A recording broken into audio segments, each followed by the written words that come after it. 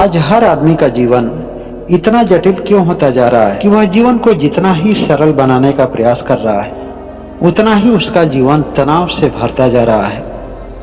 कभी कोई वास्तव में इन समस्याओं पर क्षण भर के लिए विचार नहीं करता है, लेकिन अगर आप मंथन करेंगे और ध्यान से देखेंगे तो केवल आपको एक ही कारण पता चलेगा कि हर आदमी अपनी क्षमताओं को नजरअंदाज करके वह अपना पूरा ध्यान दूसरे की क्षमता पर रखता है। हर आदमी की प्रकृति अलग होती है, उसकी अभिवृत्ति अलग होती है, फिर भी वह हमेशा अपनी नासमझी की वजह से दूसरे से तुलना करता रहता है, दूसरे के जैसा बनना चाहता है।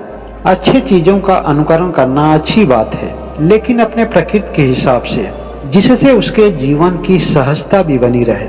आइए हम जानते हैं एक छोटे से किस्से से। एक जंगल में बहुत सारे पशु प्राणी रहते थे।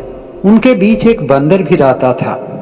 बंदर जात में वह केवल अकेले था। वह सुबह से शाम तक एक पेड़ से दूसरे पेड़ पर छलांग लगाता था। कभी आसमान की ऊंची ऊंचाइयों में उड़ते हुए चील को देखकर वह चील को अपने से भाग्यशाली मानता था, तो कभी कोयल की आवाज सुनकर के वह कोयल बनना चाहता था, तो कभी मोर की तरह पंख फैलाकर नाचना चाहता था।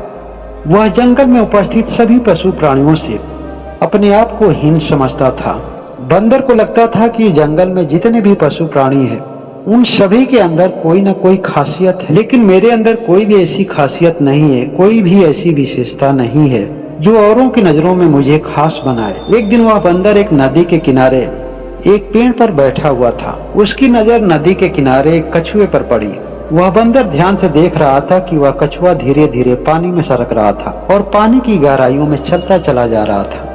बंदर भी मन ही मन सोचने लगा कि अगर कछुआ पानी की गहराई में जा सकता है तो मैं तो उससे विशाल प्राणी हूँ। आखिर मैं भी तो जा सकता हूँ और मुझे प्रयास करने में हर्ज ही क्या है। यही सोचकर बंदर पेड़ से उतरा और नदी के किनारे से धीरे धीरे पानी के अंदर जाने लगा। लेकिन जैसे जैसे वह पानी की गहराइयों की तरफ बढ़ने लगा, उसके मन में घबराहट बढ़ने लगी। जब थोड़ा सा और अंदर गया तो वह डूबने लगा। बड़ा मुश्किल से उसने अपनी जान बचाई और किसी तरह से वह नदी के पानी से बाहर निकला। बंदर सोचने लगा कि अगर मैं प्रयास करके एक कछुए की तरह नहीं बन सकता हूँ तो एक चील की तरह मैं कैसे बन सकता हूँ। अर्थात मेरे अंदर कोई भी विशेषता नहीं आ सकती है। अच्छा यही होगा कि मैं इस स्थान को छोड़ दूं और ऐसी जगह जाऊं जहां पर कोई भी विशेषता वाला प्राणी ना हो। यही सोचकर वह बंदर किसी भी पशु प्राणी से कुछ भी कहा नहीं और निकल पड़ा कि वह जंगल से बहुत दूर चला जाएगा। वह कुछ ही दूर आगे बढ़ा था कि उसी जंगल में एक छोटा सा टीला था। उस बंदर को उस टीले पर आग की लपटें दिखाई दे रही थी। बंदर ने मन ही मन सोचा कि जंगल में किसी को मेरी आवश्यकता तो है नहीं, हो सकता है उस जलती हुई आग के पास किसी न किसी को मेरी जरूरत हो। उसने तुरंत छलांग लगाई और उस टीले पर पहुंच गया। टीले पर पहुंचकर बंदर ने देखा कि उस जलती हुई आग के पास एक चिड़िया बैठकर रो रही थी और आवाज लगा रही थी कि कोई भी तो बचाओ मेरे बच्चों को। फिर भी बंदर को माजरा नहीं समझ में आ रहा था। वह चिड़िया के पास जाकर पूछा कि क्या बात है, हमें भी बताओगी कि क्या बात है, क्यों रो रही हो। उस चिड़िया ने कही, इन आग के लपटों के ऊपर पेड़ पर मेरे बच्चे हैं, उन बच्चों को बचाने में मैं असमर्थ हूँ।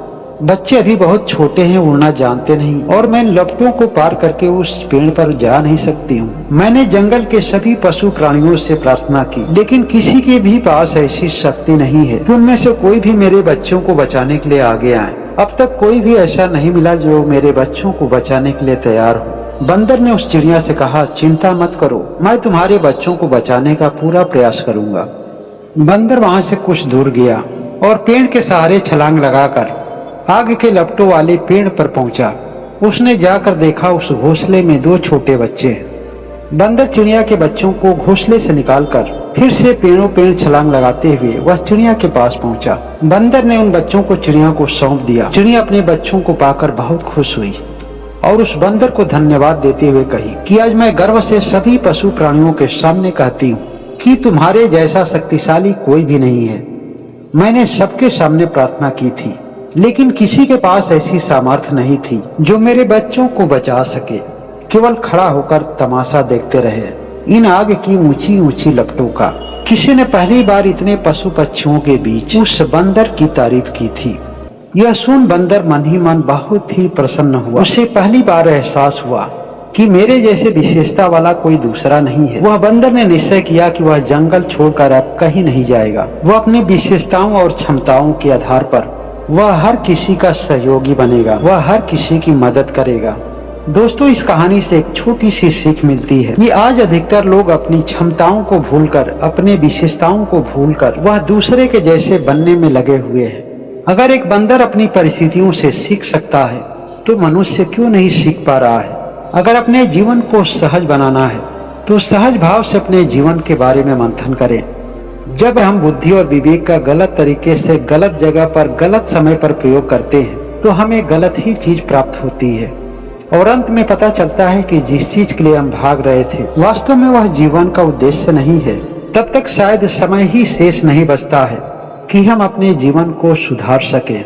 इसलिए हम जितना जल्दी अपने जीवन की परिस्थितियों से जीवन में सीख पाते हैं, सुख और शांति के रास्ते पर हम अपने जीवन में एक कदम आगे होते हैं। आप लोगों ने इस वीडियो को पूरा वॉच किया, इसके लिए आप लोगों को धन्यवाद। हमेशा स्वस्थ रहें, मस्त रहें और जीवन को सहज और सरल बनाने के लिए प्रयत्नशील रहें।